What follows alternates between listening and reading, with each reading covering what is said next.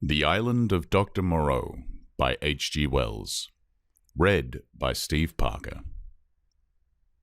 Introduction. On February the 1st, 1887, the Lady Vane was lost by collision with a derelict when about the latitude 1 degree south and 107 degrees west. On January the 5th, 1888, that is 11 months and 4 days after, my uncle, Edward Prendick, a private gentleman who certainly went aboard the Lady Vane at Callao and who had been considered drowned, was picked up at 5 degrees south and 101 degrees west in a small open boat of which the name was illegible, but which is supposed to have belonged to the missing schooner Ipecacuanha. He gave such a strange account of himself that he was supposed demented. Subsequently, he alleged that his mind was a blank from the moment of his escape from the Lady Vane. His case was discussed among psychologists at the time as a curious instance of the lapse of memory consequent upon physical and mental stress. The following narrative was found amongst his papers by the undersigned, his nephew and heir, but unaccompanied by any definite request for publication.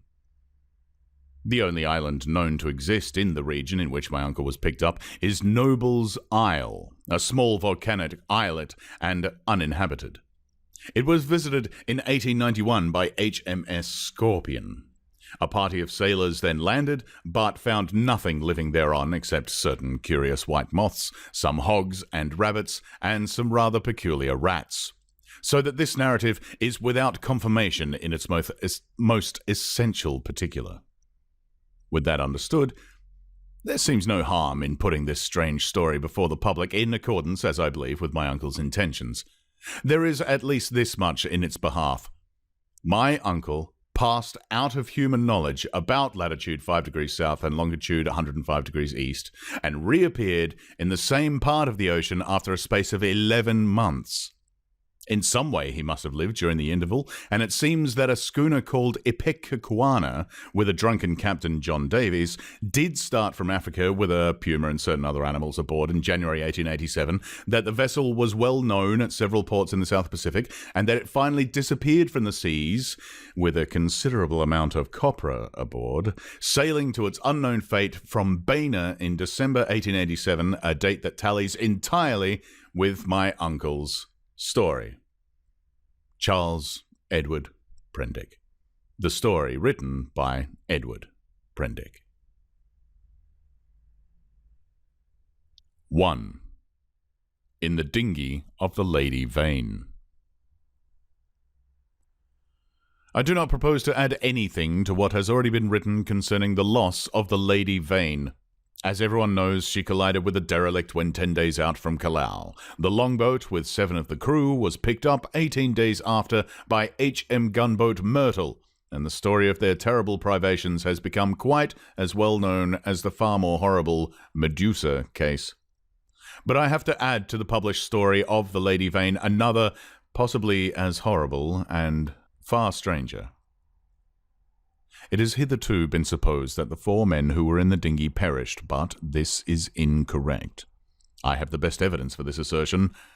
I was one of the 4 men. But in the first place, I must state that there never were 4 men in the dinghy. The number was 3. Constance, who was seen by the captain to jump into the gig. Luckily for us and unluckily for him, he did not reach us. He came down out of the tangle of ropes under the stays of the smashed bowsprit. Some small rope catched his heel as he let go, and he hung for a moment head downward, and then fell and struck a block or spar floating in the water. We pulled towards him, but he never came up. I say luckily for us he did not reach us, and I might almost say luckily for himself, for we had only a small beaker of water and some soddened ship's biscuits with us. So sudden had been the alarm, so unprepared the ship for any disaster. We thought the people on the launch would be better provisioned, though it seems they were not, and we tried to hail them. They could not have heard us, and the next morning when the drizzle cleared, which was not until past midday, we could see nothing of them.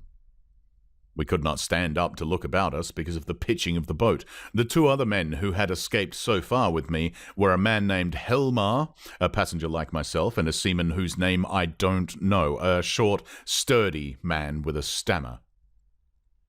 We drifted, famishing, and after our water had come to an end, tormented by an intolerable thirst, for 8 days altogether. After the second day, the sea subsided slowly to a glassy calm. It is quite impossible for the ordinary reader to imagine those 8 days. He has not, luckily for himself, anything in his memory to imagine with. After the first day, we said little to one another and lay in our places in the boat and stared at the horizon, or watched, with eyes that grew larger and more haggard every day, the misery and weakness gaining upon our companions. The sun became pitiless. The water ended on the 4th day, and we were already thinking strange things and saying them with our eyes. But it was, I think, the 6th, before Helmer gave voice to the thing we had all been thinking. I remember our voices were dry and thin, so that we bent towards one another and spared our words. I stood out against it with all my might, was rather for scuttling the boat and perishing together amongst the sharks than followed us. But when Helmar said that if his proposal was accepted we should have drink, the sailors came around him. I would not draw lots, however, and in the night the sailor whispered to Helmar again, and I sat in the bows with my clasp knife in my hand, though I doubt if I had the stuff in me to fight, and in the morning I agreed to Helmar's proposal, and we handed halfpence to find the off man. The lot fell upon the sailor, but he was the strongest of us and would not abide by it, and attacked Helmar with his hands. They grappled together and almost stood up. I crawled along the boat to them, intending to help Helmar by grasping the sailor's leg, but the sailor stumbled with the swaying of the boat, and the two fell upon the gunwale and rolled overboard together. They sank like stones. I remember laughing at that, and wondering why I laughed. The laugh caught me suddenly, like a thing from without. I lay across one of the thwarts for I know not how long, thinking that if I had the strength I would drink seawater and madden myself to die quickly. And even as I lay there, I saw, with no more interest than if it had been a picture, a sail come towards me over the skyline. My mind must have been wandering, and yet I remember all that happened quite distinctly. I remember how my head swayed with the seas, and the horizon with the sail above it danced up and down. But I also remember as distinctly that I had a persuasion that I was dead, and that I thought what a jest it was that they should come too late by such a little to catch me in my body.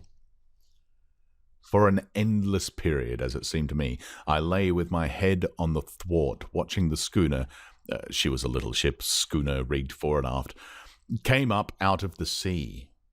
She kept tacking to and fro in a widening compass, for she was sailing dead into the wind.